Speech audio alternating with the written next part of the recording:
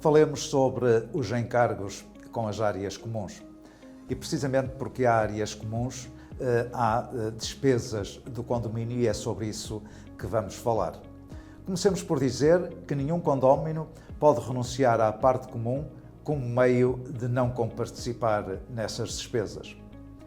São funções do administrador, ligadas aos encargos do condomínio, elaborar o orçamento, verificar a existência do seguro contra o risco de incêndio e propor também à Assembleia o montante do capital seguro, cobrar as receitas e efetuar as despesas, verificar a existência do Fundo Comum de Reserva e exigir dos condóminos a sua cota-parte nas despesas.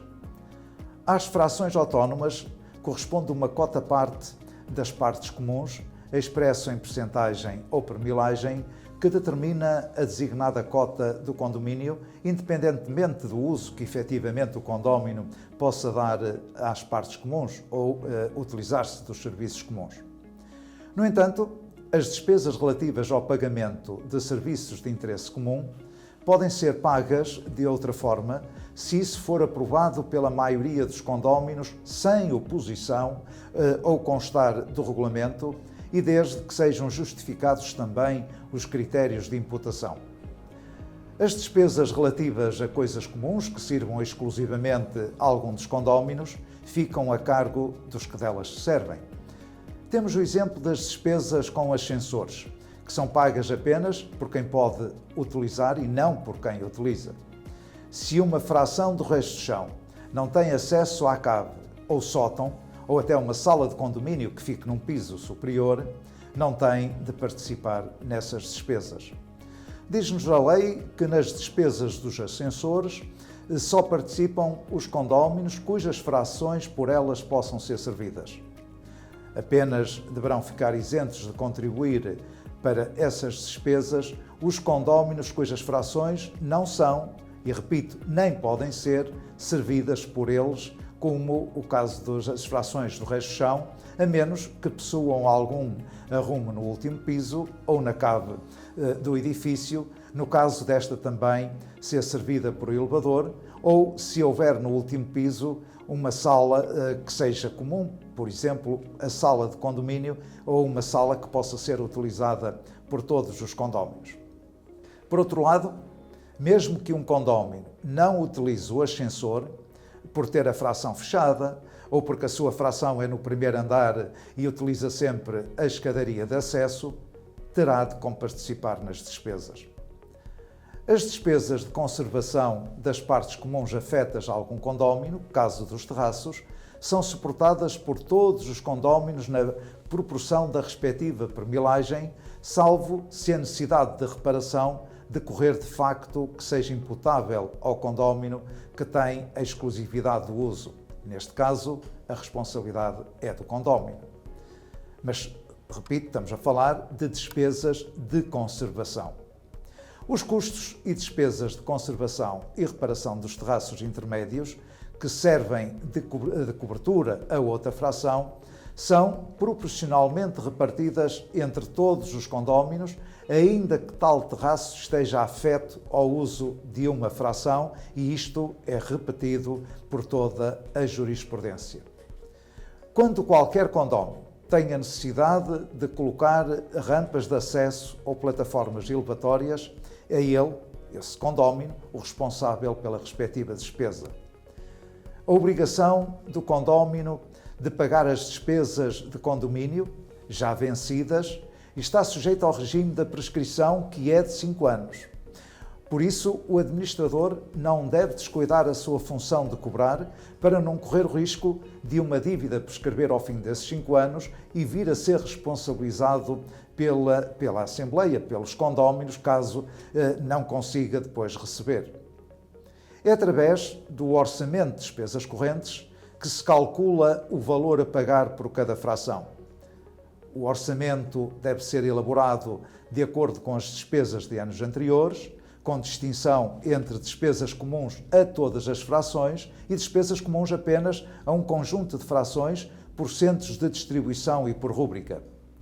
Para percebermos melhor o facto de haver despesas comuns a todas as frações e despesas que dizem respeito apenas a um conjunto de frações, tomemos como exemplo um condomínio com um condomínio com 2 blocos. Um deles com 3 pisos e o outro com 5 pisos. As despesas de manutenção e conservação das fachadas, coberturas, jardins, despesas administrativas, entre outras, são, neste caso, distribuídas por todas as frações. As despesas das áreas comuns do bloco com 3 pisos são necessariamente inferiores à despesa do bloco com 5 pisos. Ora, se o bloco com 3 pisos não tiver ascensor, os condóminos desse bloco não comparticipam nas despesas do ascensor ou com o ascensor do outro bloco. O consumo de eletricidade é diferente em cada um dos blocos. O serviço de limpeza também e muitos outros serviços. Por isso, as despesas das partes comuns, que são exclusivamente comuns a cada uma das entradas, são distribuídas pelos respectivos condóminos e não por todas as frações. Porque o orçamento é uma mera previsão, o valor que vier a ser aprovado pode não ser suficiente para cobrir as despesas. Então, o que fazer? Neste caso, o administrador deve convocar uma Assembleia Extraordinária e propor à mesma a retificação desse orçamento para que possa ter liquidez para satisfazer os compromissos do condomínio. O Fundo Comum de Reserva, como sabemos, é obrigatório, no mínimo de 10% sobre o valor do orçamento e serve exclusivamente para obras de conservação do edifício. A Assembleia, querendo, pode aprovar uma percentagem ou um valor completamente diferente. A forma de pagamento do Fundo Comum de Reserva depende da Assembleia, mas sugere-se que seja feito numa única prestação anual para que o administrador reúna de uma só vez toda a verba e efetue o respectivo depósito na conta a prazo.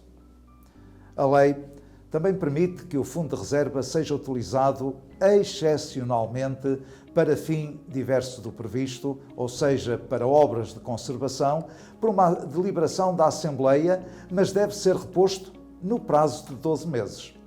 Esta prerrogativa da lei serve para situações imprevistas e para o caso de os condóminos não terem disponibilidade imediata para comparticipar numa reparação urgente. Por exemplo, a avaria de um ascensor. Quando se façam obras de manutenção ou conservação em condomínios e os materiais incorporados na empreitada em prédios de habitação representar um valor menor ou igual a 20% do custo total da obra, aplica-se neste caso, na totalidade, a taxa reduzida de IVA, ou seja, 6%. Caso os materiais representem mais de 20% do valor global, aplica-se a taxa reduzida aos serviços prestados, ou seja, à mão de obra, e a taxa normal aos materiais aplicados, se na fatura for autonomizado o valor de cada um, ou seja, dos materiais e da respectiva mão de obra. Caso contrário, aplica-se a taxa de 23% na totalidade do custo da obra. De realçar que nem todos os trabalhos podem usufruir deste benefício fiscal, como é o caso de obras que abranjam a totalidade ou uma parte de elementos constitutivos de piscinas, saunas, campos de ténis, golfe ou até campos de minigolfe ou instalações similares. As empreitadas nas zonas classificadas pelos municípios como áreas de reabilitação, pagam apenas 6% de IVA. Isso tem que ser devidamente tratado com a respectiva Câmara Municipal. As despesas são da responsabilidade dos condóminos proprietários das frações no momento das respectivas deliberações. Ou seja, se uma Assembleia de Condóminos realizada no dia 15 de janeiro aprovar uma obra a pagar em 12 prestações mensais no último dia de cada um dos meses seguintes, os proprietários das frações, nesse dia, são os responsáveis pelo pagamento. Porém, imaginemos que um condómino no dia 1 de julho vende a sua fração e não pagou nenhuma daquelas prestações. continua a ser responsável pelo pagamento, mas apenas das prestações vencidas, ou seja, as prestações de janeiro a junho.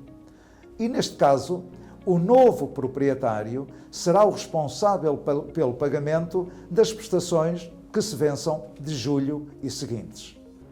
No entanto, se o adquirente da fração expressamente declarar no ato da aquisição que prescinde da declaração do administrador, aceita em consequência a responsabilidade por qualquer dívida do vendedor e, neste caso, no exemplo que foi dado, não só teria de pagar as prestações a partir de julho, como também as que já se tinham vencido, ou seja, de janeiro a junho. A quando da alienação de uma fração, se o adquirente não prescindir da declaração do administrador, o condómino alienante deverá solicitá-la ao administrador e este tem o prazo de 10 dias para a emitir. Da declaração devem constar discriminadamente todos os encargos da fração e existindo as respectivas dívidas, ou seja, a relação de todas as prestações vencidas e que não foram pagas. A responsabilidade com inovações que beneficiem todos os condóminos são da responsabilidade de todos eles, mesmo daqueles que não as tenham aprovado. O condómino que realiza obras indispensáveis e urgentes por impedimento ou falta do administrador tem direito a ser ressarcido pelos restantes condóminos da verba que tenha despendido. Porém, desde que tenha denunciado a situação ao administrador e este nada tenha feito e a situação não permita que se aguarde o prazo necessário para a realização de uma assembleia de condóminos. Falando sobre o seguro, é obrigatório este seguro contra o risco de incêndio, quer quanto às frações, quer relativamente às partes comuns. Seja individual ou coletivo, o seguro é pago pelo condómino na proporção do capital da respectiva fração, devendo esse capital corresponder ao valor de reconstrução e ser anualmente atualizado. Apenas deverão ficar isentos de contribuir para as despesas de manutenção e conservação dos elevadores os condóminos cujas frações não possam ser por eles servidas e, como já referido atrás, como é o caso do resto de chão, a menos que possuam algum arrumo no último piso ou na cave. Penso que foram abordadas as principais questões sobre o tema desta sessão, que espero tenha sido esclarecedora e útil.